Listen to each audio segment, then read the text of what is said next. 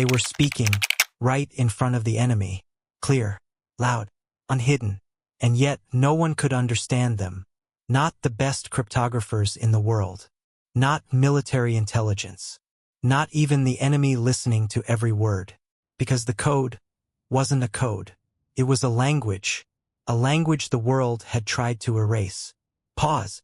From the deserts of the Pacific to the frozen battlefields of Europe, Native American soldiers carried something more powerful than weapons. They carried identity.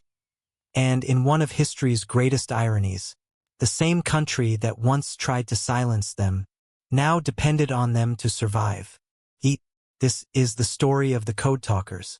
Before they were soldiers, they were children taken from their homes, sent to boarding schools, slower tone, where speaking their own language was punished. Navajo, Choctaw, Comanche, Lakota, languages passed down for generations, suddenly labeled forbidden. Pause. Kill the Indian, save the man. That was the policy. Haircut, names changed, identity stripped, and yet the language survived. Pronunciation note. Navajo, Nahvo, Choctaw, Choctaw. World War I. American troops needed secure communication. But every code was broken. Messages intercepted. Lives lost. Then someone noticed something unusual. Native soldiers, speaking in their own language. Unwritten, complex, unknown to outsiders. Pause. The idea was simple. Use the language as the code. And in 1918, Choctaw soldiers became the first code talkers. The result? Enemy confusion. Allied success. A secret weapon had been discovered. What began as an experiment became a strategy. In World War II, the stakes were even higher. The Pacific theater was chaos. Japan was intercepting everything, breaking codes within hours. The U.S. needed something unbreakable.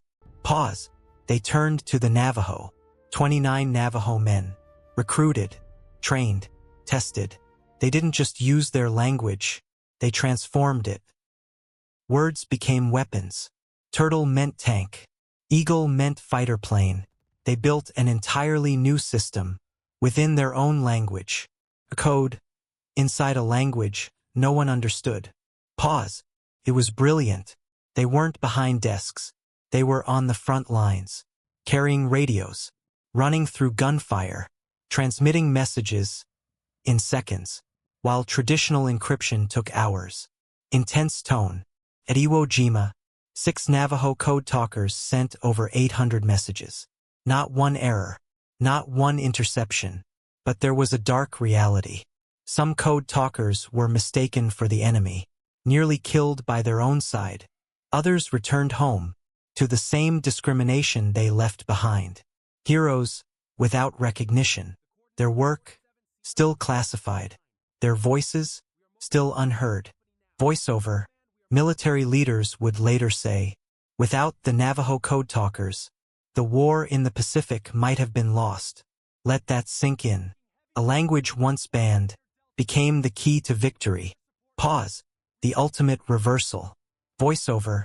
For decades, they said nothing. The program remained classified until 1968. No medals. No headlines. Just silence. Finally, the truth came out. In 2001, the Navajo code talkers received the Congressional Gold Medal. Too late for many, but not forgotten. Voiceover. Today, their story echoes beyond war. It's about language, identity, survival, soft tone, and a question. What happens when the very thing a nation tries to erase becomes the thing that saves it?